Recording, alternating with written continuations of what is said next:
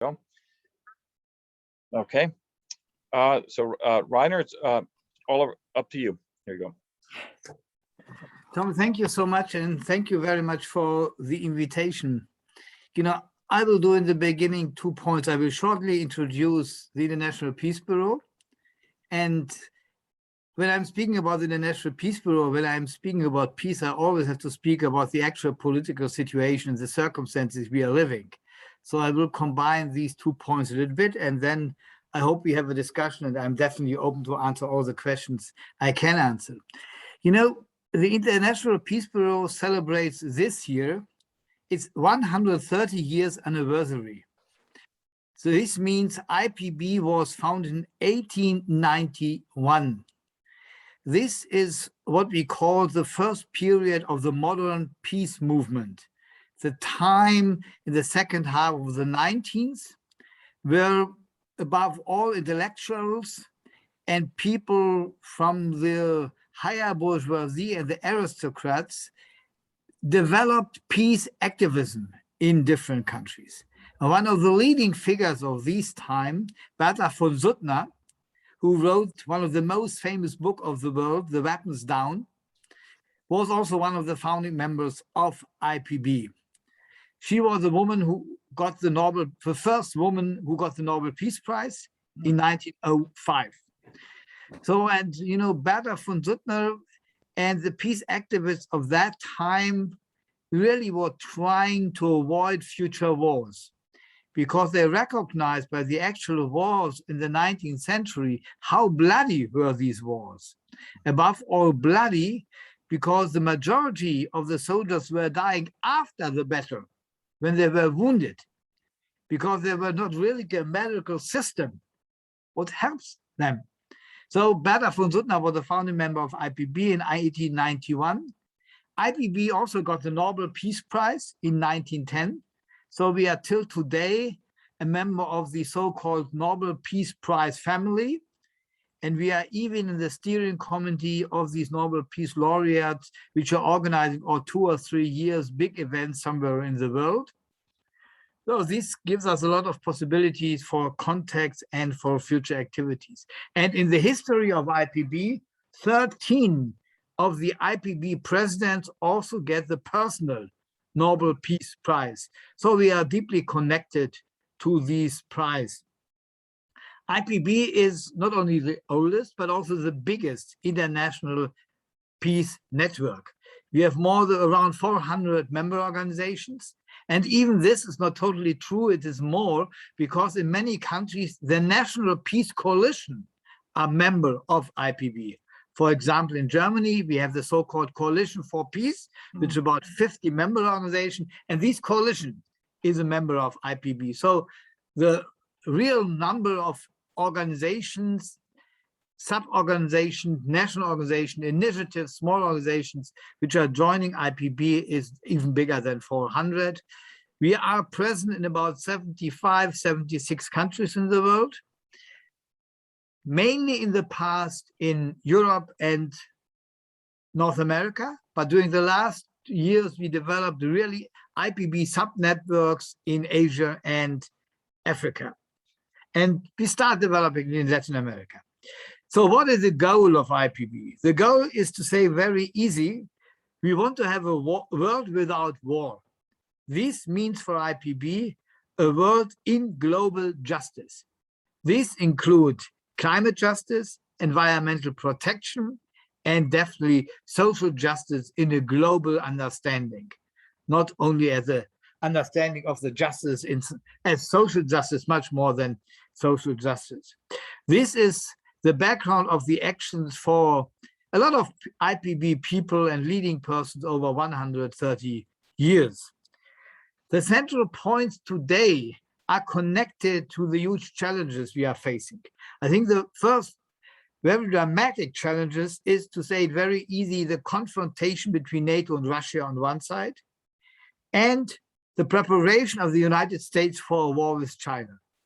I think I really say on one side, confrontation with Russia, on the other side, war with China. I think this also shows the different approaches to these two big challenges.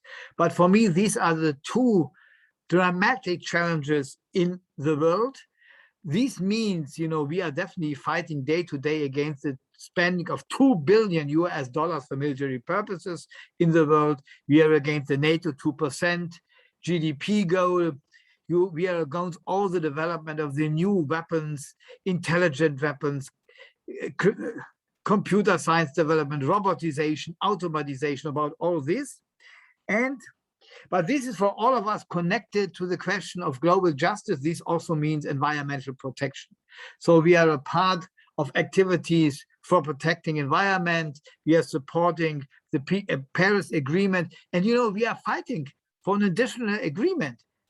Maybe you don't know the emissions made by the military. And the military is one of the biggest climate killers. When the Pentagon would be a state, he would be in the series of countries that would be on the position number 49 of the biggest polluters of the world, before Sweden, before Denmark, before Portugal.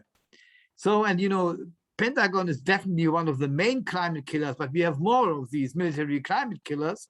So, but the emissions the military are producing are not including in the agreement of the Paris Agreement.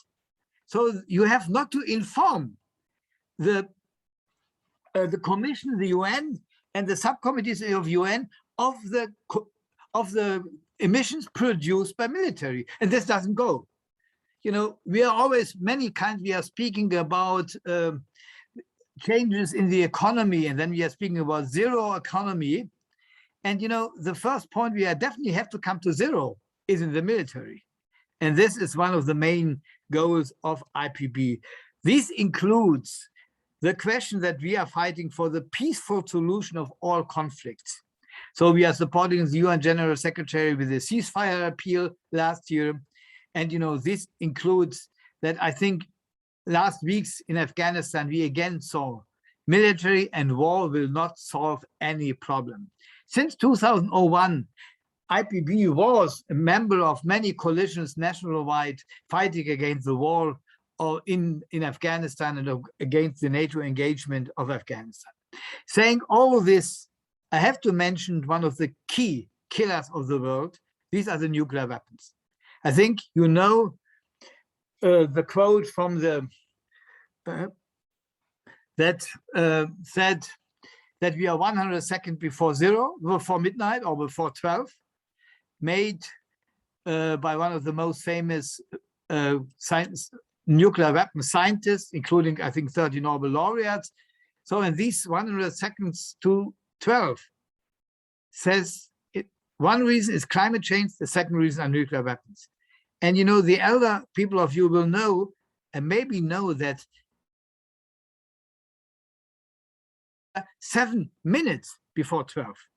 Today, we are 100 seconds. I think this shows how dangerous is the situation and how important it is to come for the abolishing of nuclear weapons. So for IPB, one of the key points is the fight for abolishing for a nuclear weapon-free world.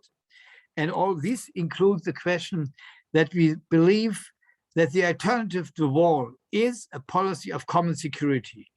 You can only live secure in your country when the so-called enemy or the opposite is also secure. Security is always to get in a double pack or it will not work. That is a key point for IPB. We have a youth group, a very active youth group. We also have a McBride Award, which we're giving to famous people. This year, we are giving the McBride Award to the president of the First State Conference of the UN to the Treaty for the Prohibition of Nuclear Weapons, Alexander Gment, Austrian diplomat.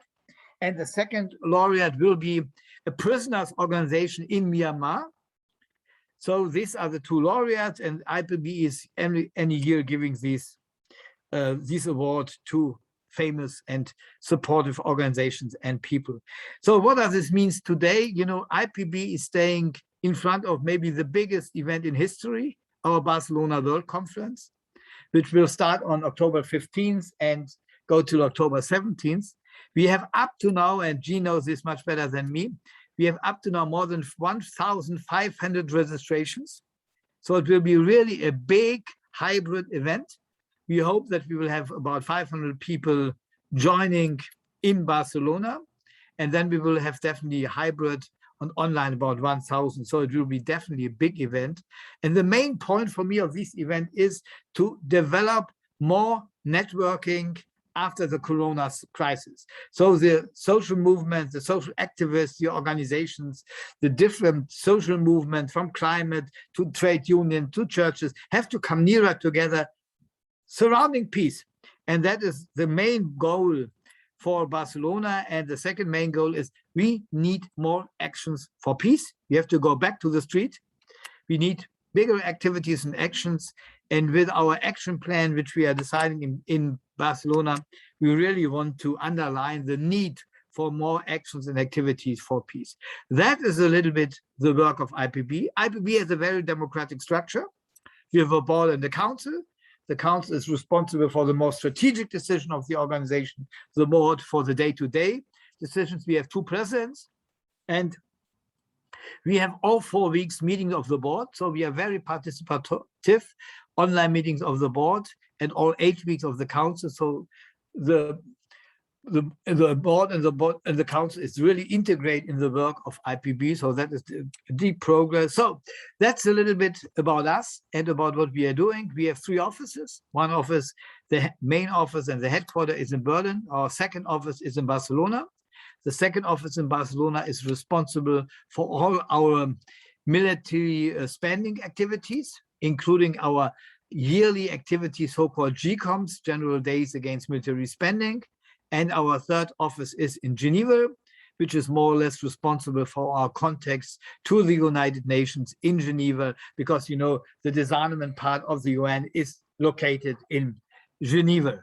That is a little bit about IPB. I'm the executive director since 3 years. Before I was for 6 years one of the 2 presidents of IPB. So I'm more or less quite intensively engaged in the IPB activities of last year. And I'm very happy that we are 4 weeks before the big conference. And I hope I would at the end invite you to join us. Register, then you will get all the online possibilities to join us. I think it will be an interesting conference. And I think my colleague Jean will now put the program of the conference in the chat so you can see the actual version of our program. Thank you for inviting me, and I'm now definitely open to answer all the questions I can answer. Sure. Well, I'm going to get the ball started. I have a little poll here. So let's see if it's only one question. So let's see how you all do here. It's what is the greatest threat to peace? And I know a lot of these are often interrelated. Well, let's just see what everyone picks, and then from there we'll just talk about these things. I mean, there certainly is quite a few challenges to peace in the world. But one thing I wanted to say is with Donald Trump, one of the many things that he did wrong, obviously, was when he withdrew the United States from the support of considering rape a war crime, which it really is. I don't know how on earth you can argue that it isn't, but Biden has been very slow in terms of reinstating that support to that. What would your thoughts be on that, Reiner, about that? Starting with these questions, I think it is very difficult to answer your poll, because these points are definitely connected. Yes. And the danger of the situation comes from the connection of the different points. When you connect nuclear weapons and climate change, they are interlinked. So, and the danger comes from both of them, because they are really too much together. So this is my little bit critical words to these, to the different sections of your poll. Yeah. Then we also have to see what are the international conflicts and what are internal conflicts and what are conflicts in the different countries. And then you can also see what is very important for the different people on the different locations. So I think this is a very important point, and which is important for us maybe in the so-called industrial world is totally not important for the South. For example, when we are discussing about small weapons, right. Small weapons are not a key point in Germany. No one is discussing that. Maybe only the export of it. But when you are looking to Mexico, looking to Latin America, and even to the States, Right. small weapons are killer machines. Mhm. They are killing day to day millions, 100,000, or even millions of people. So this is a little bit, you have also to see where you are and relate to the situation where you are living, which are the main challenges. Yeah, yeah. At the poll here, it's pretty much split. It's, you know, war and conflict, gender discrimination, and poverty. But you're right. Everything is interrelated. It's really hard to pick just one, because a case can be made for every single one of these things. You know, technology certainly has its role to play. Sure. Ignorance, certainly. I'll tell you a thing a little bit about ignorance. I unfortunately made the mistake of entering into debate with someone on Facebook. We all know how that goes. But someone had posted something which I really was just really bothered me. They had said, well, no, you know, regarding the incident in Cuba with the protests, you know, they've been hammered by the COVID. And this person said, well, it was a meme from someone else. Let's be clear that that the embargo has nothing to do with what's going on in Cuba. Yes, it has everything to do with it in Cuba, because you're denying people food, medicine, and supplies. So don't give me this. But again, this goes what I said about earlier, how people are just they don't know. They're not very well informed about these issues, and they're too, you know. In fact, I've said this. I've been a very big critic of Biden. He's listening too much too closely to Bob Menendez, who is hardly a saint, who is very anti-Cuba, and so it's no surprise that Biden is not fulfilling his promises to open up communication and relations with Cuba. So I think for me, in terms of from a United States perspective, ignorance is a big part of it. We saw how that contributed to the rise of Trump, but it's being misinformed, not very well engaged with the facts or knowledge or other people, and in all these things that I think you're right, they come together. You know, I think, you know, we as a critical guys have to learn to discuss the linkages between the different events and the different activities and the different main points. Otherwise, I think we make big mistakes. You cannot discuss climate without justice, and you cannot discuss justice without peace. So this is deeply connected. And, you know, also when you are looking to Cuba, you know, you cannot discuss the sanctions without discussing about freedom and the development and justice. So this is deeply connected. So, and I'm happy that you have this in mind, and definitely it is absolutely part of the IPB work that we have to connect it to different challenges, and then to see how we can interlink them to a good result and to good actions and activities. That's exactly what we have to do. I think for me, I know in our field of international education, STEM, you know, the science, technology, engineering, and mathematics is very popular. But for me, I think peace and justice, media literacy should be right up there, because it's important. You have to have people knowing about these things, and it's just they don't. And for some of you who came on late, I had made this comment. It was sadly it's not a joke, but Abroadia has a new program in Panama, and I was contacting universities saying, look, we have this wonderful program for your biology professors in Panama. And several of these universities, they had programs in Costa Rica. So they said, well, thanks, Tom, but we already have a program in Costa Rica, so don't really need it. So they're thinking, well, Costa Rica, Panama, it's the same thing. They're interchangeable. But again, it speaks to not knowing about these other countries. And what you said, Reiner, about you saying, oh, I'm from Europe, and people say, okay, that's all right. They seem to forget a lot of different countries make up Europe. I think really it's, you know, we have that joke. Sadly, it's not far off of reality. I remember when the United States invaded Iraq, someone came up with a bumper sticker that said, God invented war so that Americans could learn geography.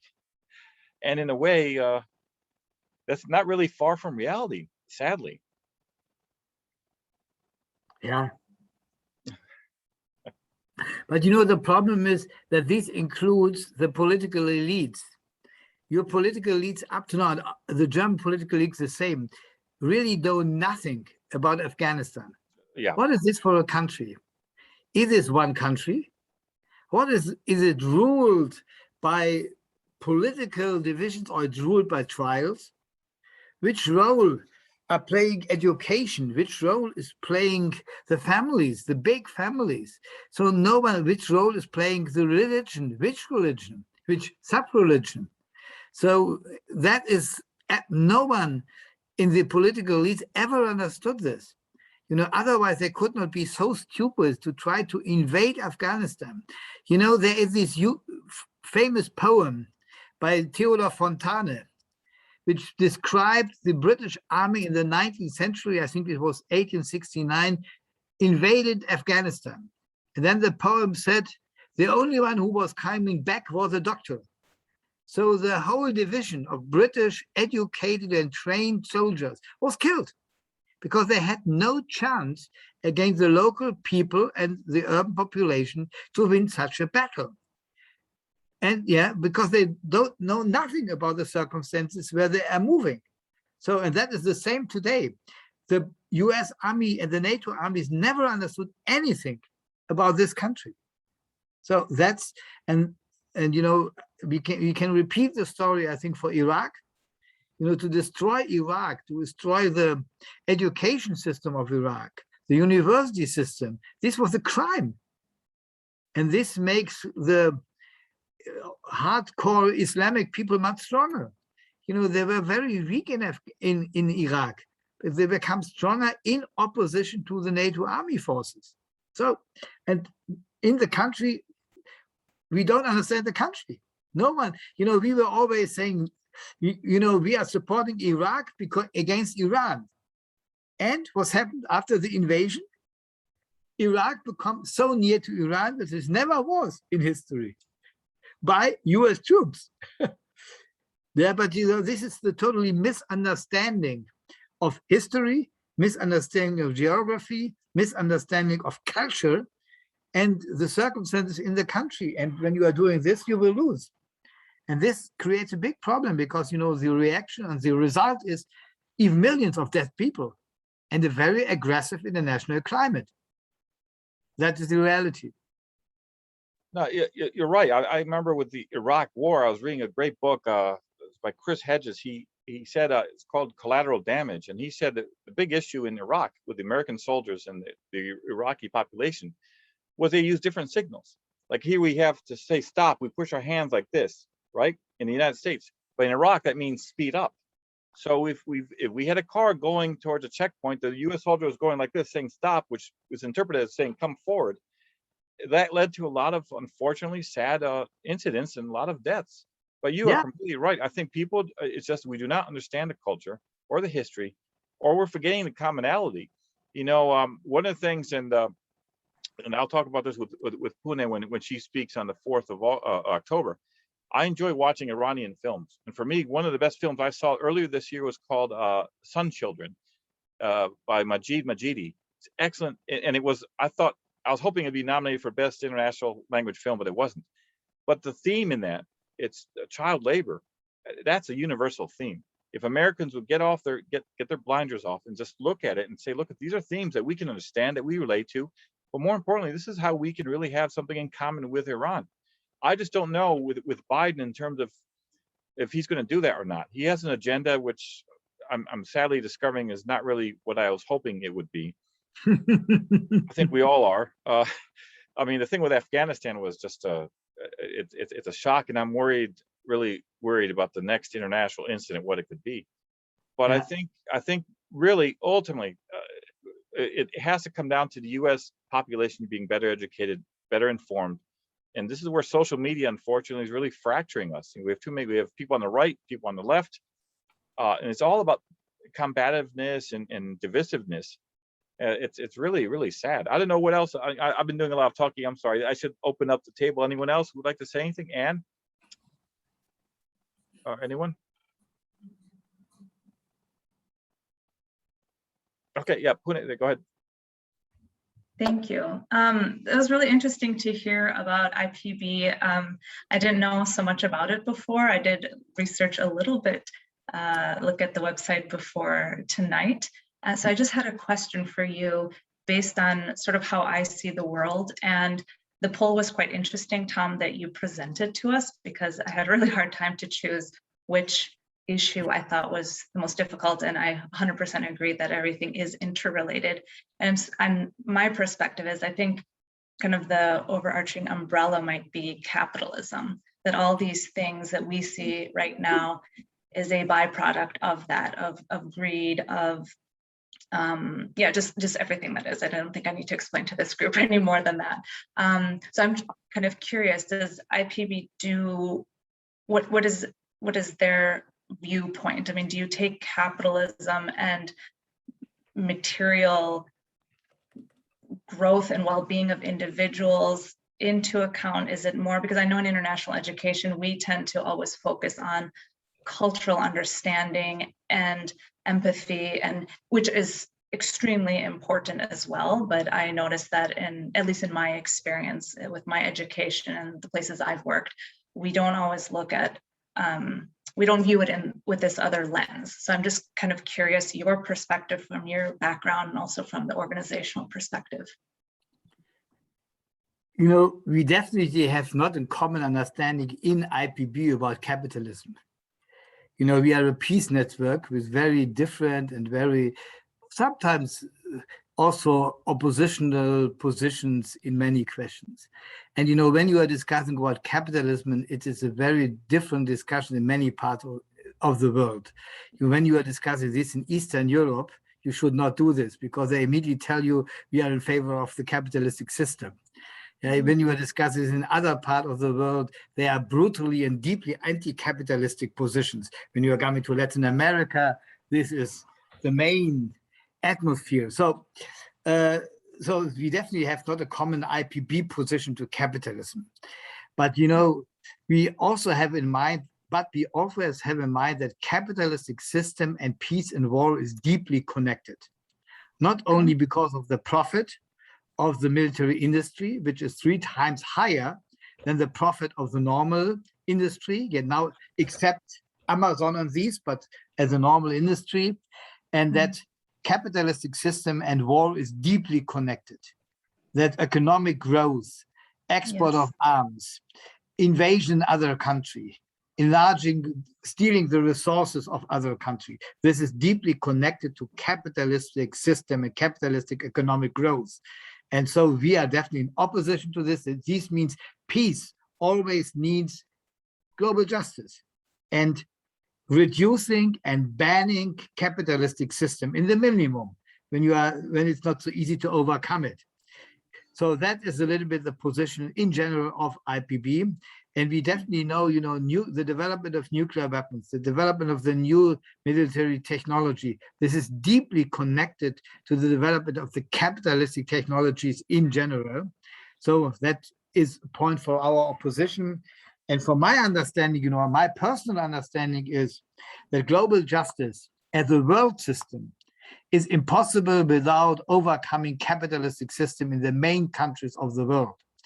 This means we need new structures of societies, we need new structures of economy, we need much more democracy in economy and society, so that we have really a much more equal society than in the past. The division between rich and poor must be much more connected. So, and this is always a fight against structure of capitalistic system. So that is my personal opinion. Maybe some of my colleagues, to say it in European terms, will be a little bit more social democratic where I am left.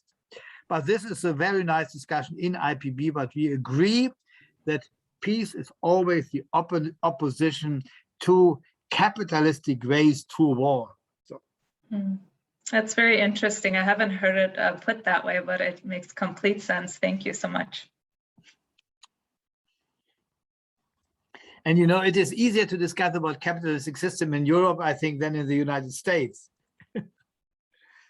Because, you know, our left must be weak, but it's much stronger than in the US. So we have in Europe a system of, we call this social ecological peace transformation, which means we have to change the structures. And to change the structures means we have to develop anti-capitalistic approaches in the structures. It's not only the way to close one factory or something. We need deep structures in the ownership, in the democracy, in the industry and in the ownership. So we need much more democracy and much more participation of the workers and of the people, including the question which products should be produced. why we are producing guns and tanks, why we are producing so many cars, why we are even producing these stupid electric cars, which are in the same way heavy than the others, and in the same way steals resources than the others. But these are questions, and from my point of view, only with an anti-capitalistic democratic structure, we can overcome these wrong way, which at the end leads us to a catastrophe. Yeah, I agree completely.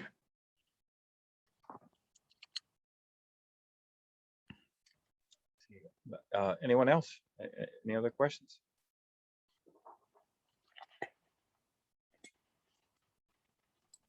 Sure.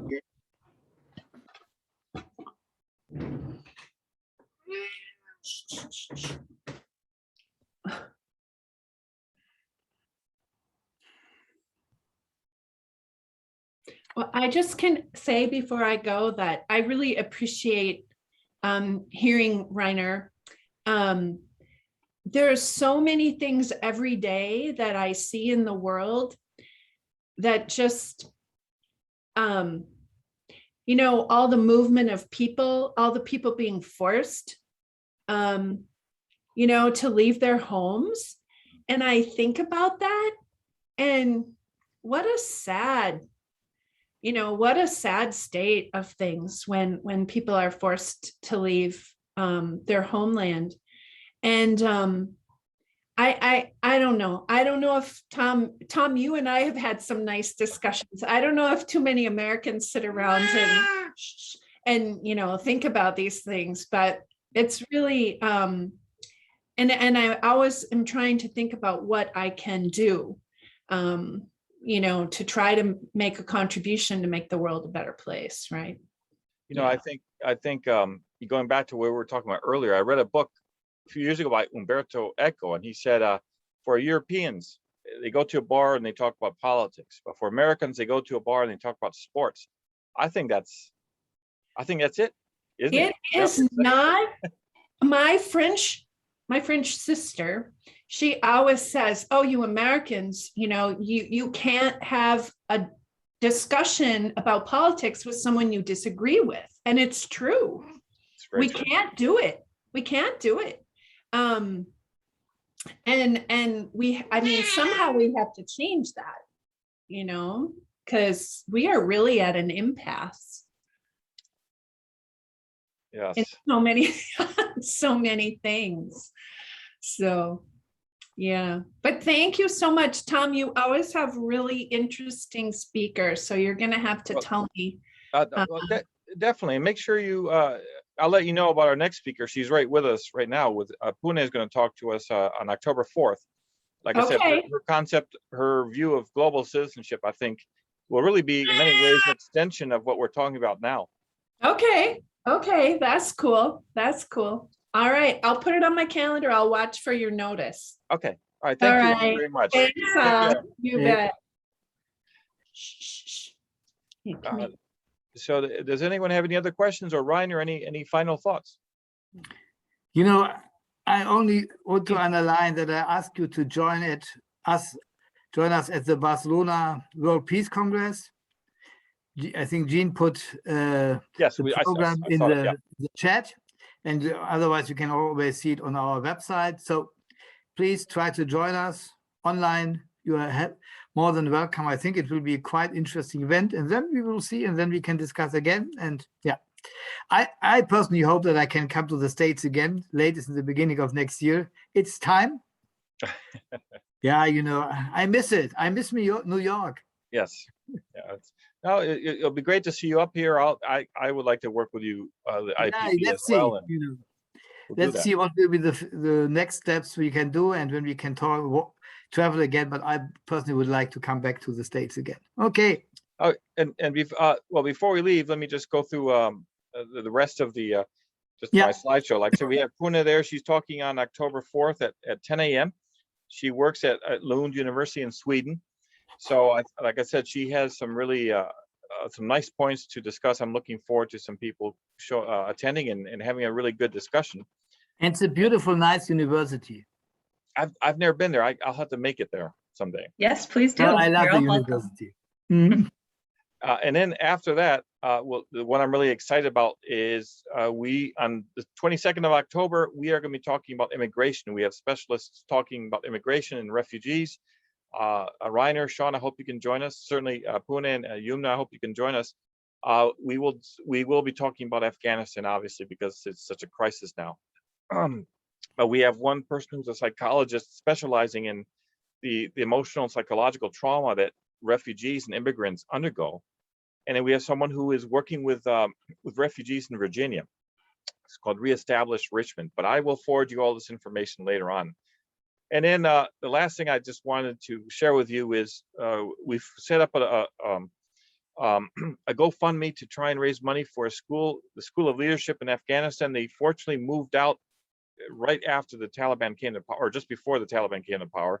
They're now located in Rwanda, and they're trying to keep up the educational mission of teaching young Afghan girls leadership skills. And so if you can just forward you don't have to contribute, but if you can forward the link to other people, that I would appreciate it. We're just trying to raise some funds to help them with clothes and food and medicine and things like that, and hopefully a place to continue their lessons. But I'll forward all of this to you a little bit later on. But anyway, Reiner, thank you again so much for your time, and Sean, thank you for the connections. Good to reconnect with you, and I will be working with the International Peace Bureau down the road. I was hoping to make it there this October. It's looking kind of tight right now, but we will work.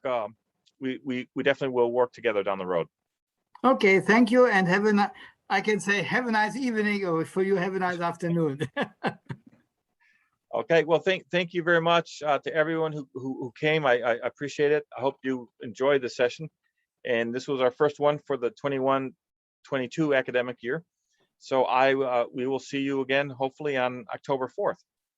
Okay? Thank you. All right. Well, thank you, everyone. Bye. All right, bye. Bye-bye. Yep.